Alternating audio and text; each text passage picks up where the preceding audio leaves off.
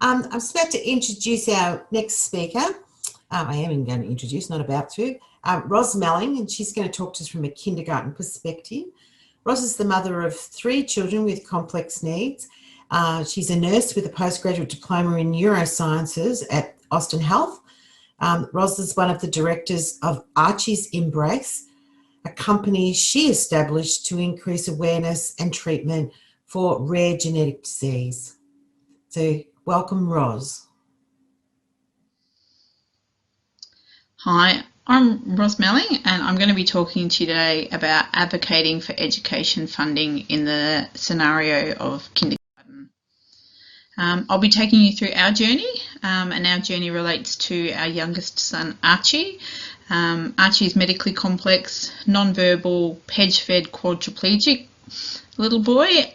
He's not continent, cannot weight bear, has minimal communication skills, minimal grasp, and needs full assistance to take any oral diet.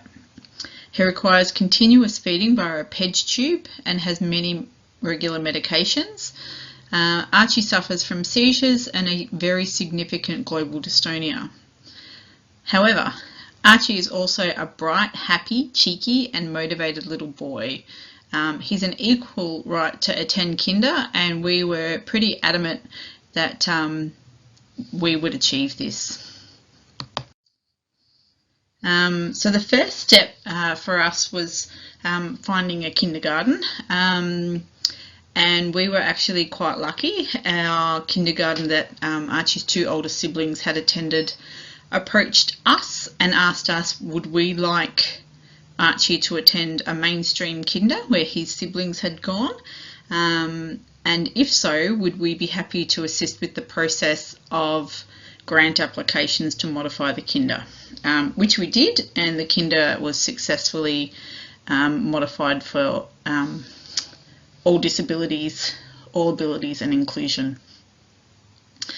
So, however, the kindergarten in your area is not necessarily the one that will be able to take your child, and I highly recommend that you start the process early. I think it's around 2 that we enrol our kids in Victoria to attend our preference of kindergartens, and it's highly recommended that you apply then. Our kids actually have a special criteria that they must be accepted under.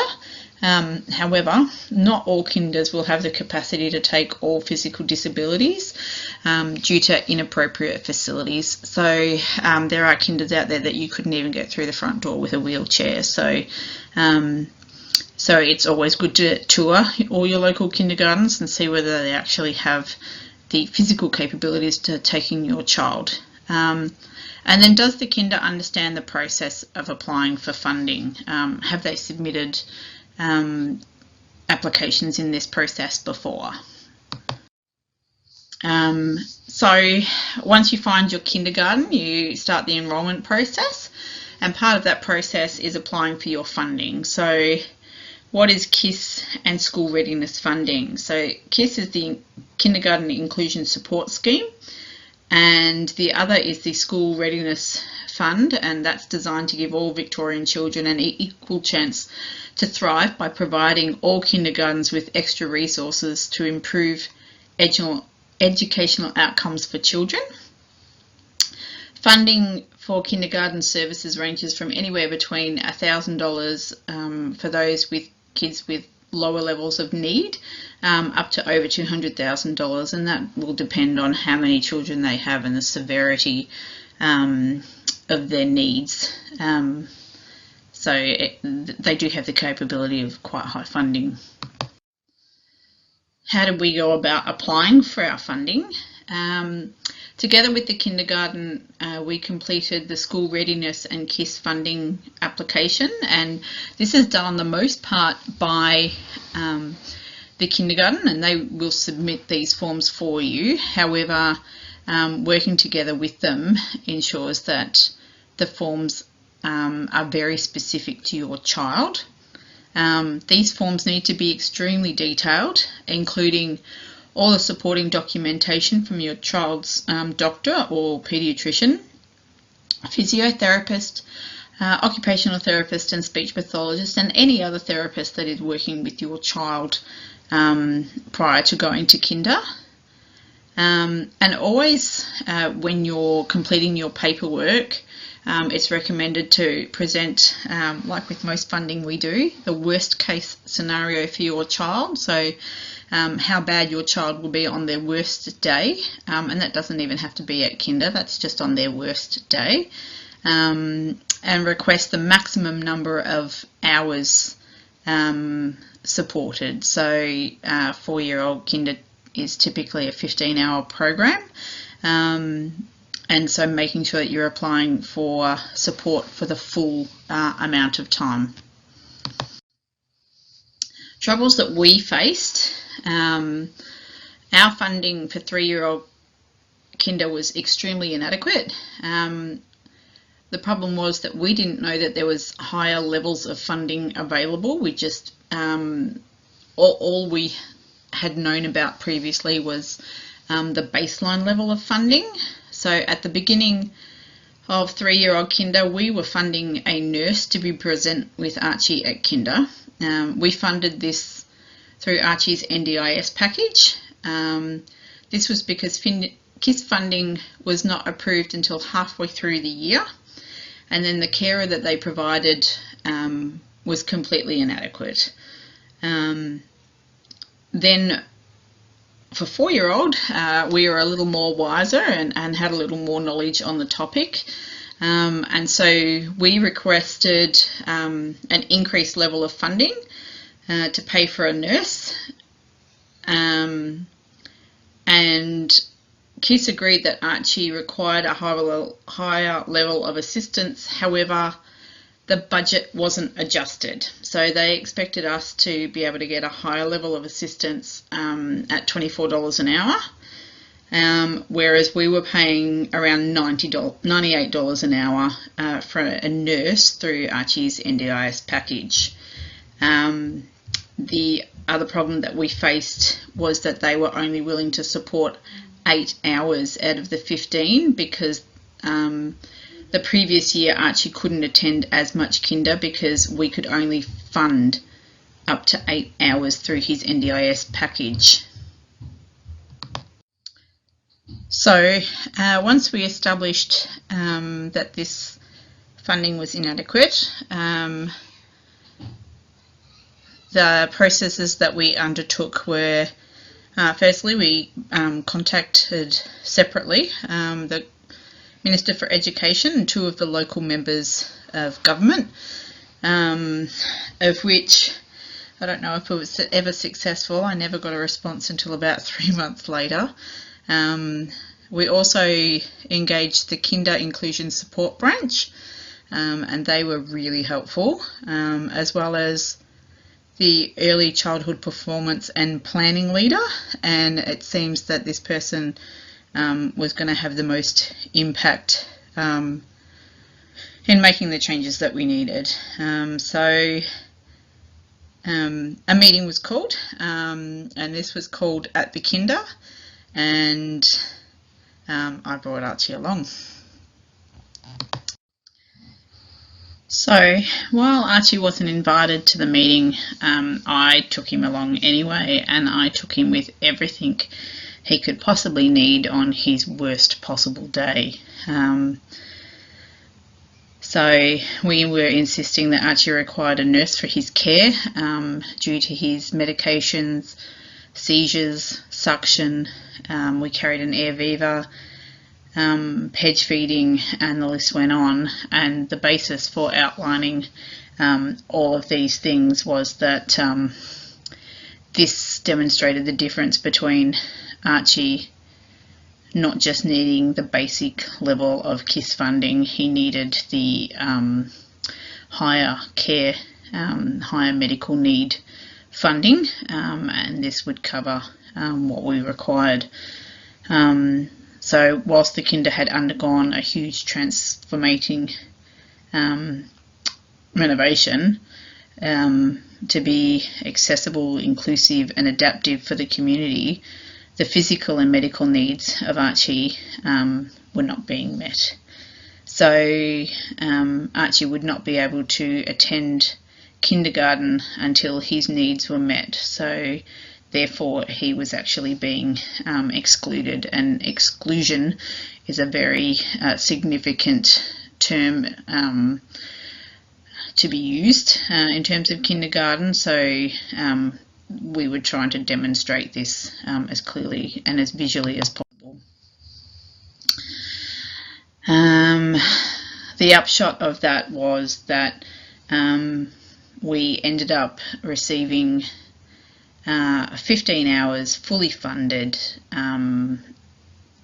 for a nurse to be engaged for Archie, and as they had met Archie and we were able to have the conversation with them, we actually got to choose for Archie to have a nurse from our sources. So we had a nurse that Archie had had for some number of years now that was able to do some of the days of the fortnightly cycle, and we engaged our nursing agency to fill the rest of the sessions. So we got what we were asking for, which was fantastic. Was it worth it? Yes. Archie was able to socialise with his peers and was encouraged as a member of the class. He was able to have time away from mum, to play, as all other kids get to do when they're in kinder.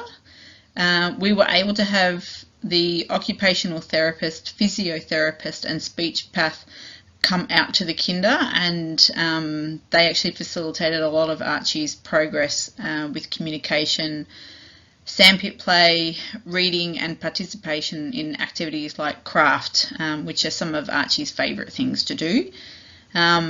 This also allowed us to see the benefit and the possibilities of Archie attending a mainstream school, as at this stage we'd always thought he would just go to a special school, and the benefits were definitely worth all the effort that we went to. Did kinder assist with the transition to school? So yes. So kinder will, any kinder you go to will have processes in place on how they transition children to school. Our kinder completed all the necessary transition paperwork in duplicate, and I think one set was quite a bit more extensive than the other. So one went to each school. Our kinder allowed for multiple visits from school, assisting the school in getting to know Archie on different days, doing different activities, and with the many presentations that Archie has of symptoms on any differing day. So whilst one day might be great and he's smiling and engaged, there are other days where he has dystonic movements or seizures that are a little more difficult and require someone with greater knowledge of how to manage Archie on those differing days. So where did this all lead us to post-prep? So Archie's post-kinder, sorry. So Archie's in prep now. He goes 3 days to a special school. He does 1 day out at CPEC for a full day of therapy, and he does a day in mainstream primary each week. And he absolutely loves it. He has friends from kinder that moved with him into prep, and so he knew their faces and they knew him. Our goal in mainstream has always been for socialisation, because this is something that Archie really craves. The kids love him and are always vouching for Archie's needs in the classroom. It's really quite cute. He's invited to birthday parties, so we've done all sorts of things this year, bowling and golf and disco parties. And the kids each week, because he's not there Monday to Thursday, they save anything that's handed out during the week, like lolly bags or invitations, and they give it to him each Friday. Archie also has two older siblings, and he loves it. He goes to their school, and they love it that he comes to their school each Friday. And insisting on a nurse in kinder has also led to it demonstrating to the school that a nurse was a better fit for Archie on that one day. And so when it came to allocating their funding that they're allocated for each child over the 5 days of schooling, their percentage fully went to funding a nurse on that one day. And then any modifications that needed to be done to the school, they've actually applied for additional funding. So their full budget went towards having a nurse present for Archie, and they got to establish that by coming out to kinder on several sessions, meeting the nurses that were working with Archie in the kinder scenario, and they saw that they didn't think that they wanted to negotiate on this. They just wanted to go ahead and get a nurse on that day that he's out at school. So so that was our experience of kindergarten. Thanks very much for listening. Well, thanks, Ros. That was a really interesting presentation, and lovely to hear your story and Archie's story, and you know, how do you persist and have to advocate and help people, you know, help you and help your children. We've got quite a few questions in chat, and so Heather, we'll do our best, but we are limited in time, and we might need to help get people connected with you, Ros, if we run out of time. So over to you, Heather. Thank you, and thanks, Ros. Great presentation. So one of the questions was, Ros, did you get extra funding through your NDIS to fund those 8 hours, or did you use what you had for that purpose? So I used what was my NDIS hours for home respite. I had to reallocate those to time at kinder. Yeah, okay. And then someone else, Jodie's posted, we were told we couldn't use any NDIS funding for kinder, and there was no funding for 3-year-old support. So my daughter goes to 4-year-old kinder, 2.5 day sessions. Our OT and support coordinator helped us. So I guess it's more a comment, and people do get conflicting information, and that's where it becomes confusing. So I think, you know, you've really got to check in with the people who are supporting you. Did you want to add anything to that, Ros? Yeah, so we actually didn't do the 3-year-old program. He actually did 2 years of 4-year-old kinder in order to get the funding that the kinder needed. And I don't believe we were meant to be allowed to use our own nurse and NDIS funding to do the kinder time, but it was the only way that Archie could attend. So it's what we had to do. So it just turned out that my respite meant that he wasn't in the house. And another question, what was the highest level of funding you referred to after your first level of funding was not sufficient? So this is, I think it's called medically complex funding. And so I believe there's 3 tiers of funding that you can get. Most of us only ever hear about the lower level. But because we had these additional meetings, we discovered in that process that there was this much higher level of funding, at which point we pushed home that Archie actually needed a nurse, and we were actually able to choose to keep one of Archie's nurses that already knew him really well, which saved on part of the training process, because while the Royal Children's do complex care training for the kindergarten, they won't train a nurse. They'll only train carers. So it needed to be someone that knew Archie already. Right.